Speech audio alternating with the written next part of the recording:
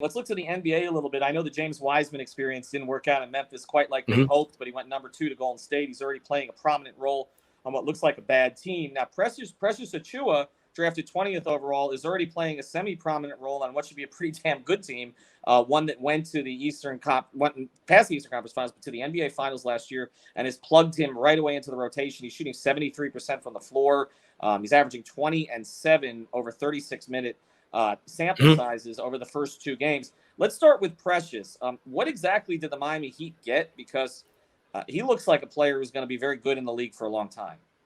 Oh, they got something simple. They got a steal. Precious Achiuwa is one of those guys who can come in.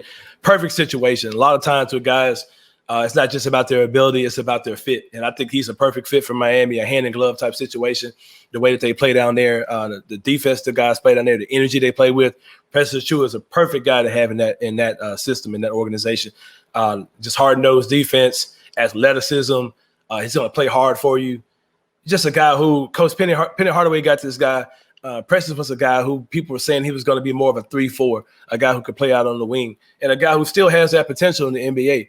But he came in and he played starting center for Memphis once James Wiseman was unavailable, and he fit that role perfectly. He dominated the conference, and he just showed another wrinkle in his game. And I think that the people in Miami are going to love Precious, the energy he brings, just a guy who comes out and does whatever he needs to do. And I think he'll be perfect for the Heat culture and just for the people in Miami. And I'm excited to see what he's going to do there as well. All right, so let's look at the other guy. You didn't get to see him in Memphis quite as much as everybody had hoped. Kind of what are the feelings there about James Wiseman after the fact now? Because I know the expectations were so high last year, didn't quite pan out, but he still was the number 2 pick in the draft. And again, seems to be playing at a reasonably high level for Golden State to start.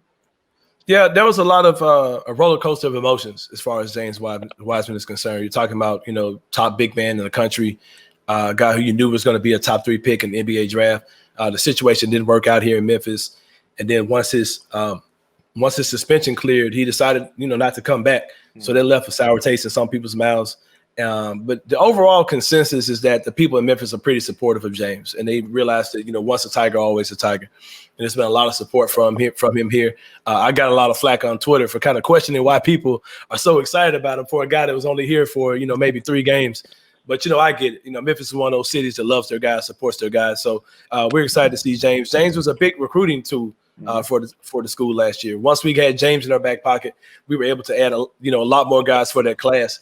And it's always a good thing on draft night when you can have Coach Penny Hardaway sitting there with James, in his house. And that's basically a free advertisement for Tiger basketball. So we're supportive of James as well. But it's just a different it's kind of different with Precious because he's a guy who, he was here the entire season and we saw, more of his bio, more of his resume, so to speak. But James is definitely a guy that you're going to see do big things in the NBA. Yeah, and again, Anthony, I mean, the fact that James wasn't there allowed Precious to take a little bit of a bigger role. And now we see that paying off here a little bit in Miami. You can follow him at Sports 56 98.5 in the mornings in Memphis. Thank you, Anthony. Thank you, sir.